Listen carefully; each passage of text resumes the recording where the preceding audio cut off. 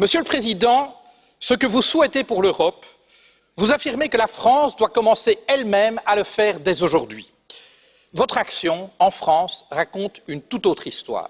Une histoire qui met à mal la devise de votre pays, liberté, égalité, fraternité.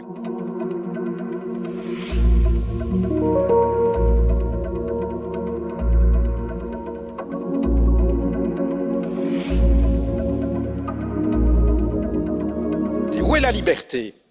Lorsque vos citoyens peuvent être surveillés, assignés à résidence et perquisitionnés sur de simples soupçons de la police. Où est la liberté lorsque des policiers armés débarquent au petit matin pour arrêter un groupe de jeunes dont le seul tort serait d'avoir occupé pacifiquement un chantier? Ma fille en était. Elle fut emmenée devant son fils de 2 ans, loin de chez elle pour subir pendant toute une journée un interrogatoire. Dans votre France, l'état de droit garant de nos libertés s'éloigne jour après jour. Liberté, égalité. Où est-elle l'égalité lorsque vous imposez toujours plus de précarité aux travailleurs alors qu'en même temps, vous faites des cadeaux fiscaux aux plus riches, ceux que vous aimez appeler les premiers de cordée? Votre foi en eux est inébranlable, mais voyez-vous, ce qui définit la cordée, Monsieur Macron, c'est la corde.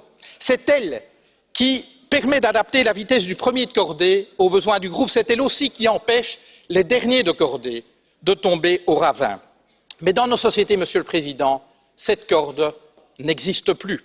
Les riches s'enrichissent, les classes moyennes stagnent et se précarisent, et les plus fragiles sont abandonnés à leur sort. Procédures expéditives, recours non suspensifs, détentions administratives, voilà les ingrédients de votre projet de loi sur l'asile et l'immigration. Contenir et refouler plutôt qu'accueillir des êtres humains en exode forcé. Monsieur le Président, vous avez pris coutume d'offrir à vos hôtes de marque un cadeau. Permettez-moi de faire de même. Je vous offre cette corde d'escalade, symbole de la cordée à laquelle vous semblez tenir. Je vous dirai ceci. Chaque fois que vous ferez avancer la cause de la liberté, de l'égalité et de la fraternité en Europe, chaque fois que vous agirez pour une Europe plus juste, plus durable et plus démocratique, nous serons à vos côtés. À défaut, vous nous trouverez sur votre route. Je vous remercie.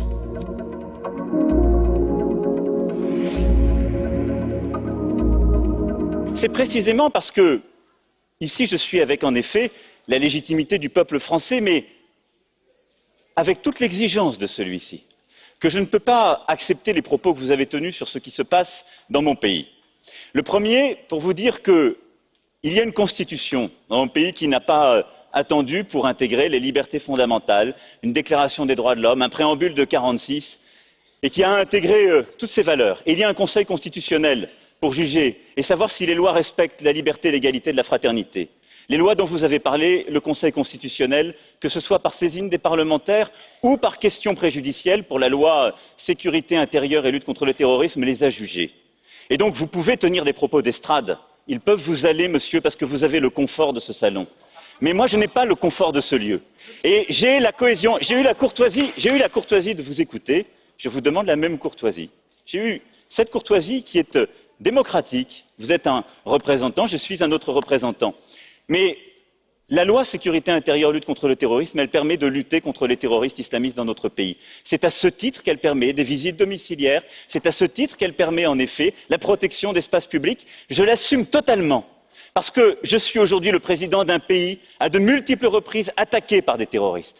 Et je ne saurais expliquer à mon peuple que nous désarmons face à ce risque. Parce que des gens comme vous se permettent de proférer des contre-vérités au nom des principes qui sont ceux ancrés dans notre République et défendus par le Conseil constitutionnel et que porte tout un Parlement. Et au nom du respect que j'ai pour la majorité au Parlement comme pour le Conseil, je ne peux vous laisser dire les bêtises, pardonnez-moi de ce terme, que vous avez ainsi proférées.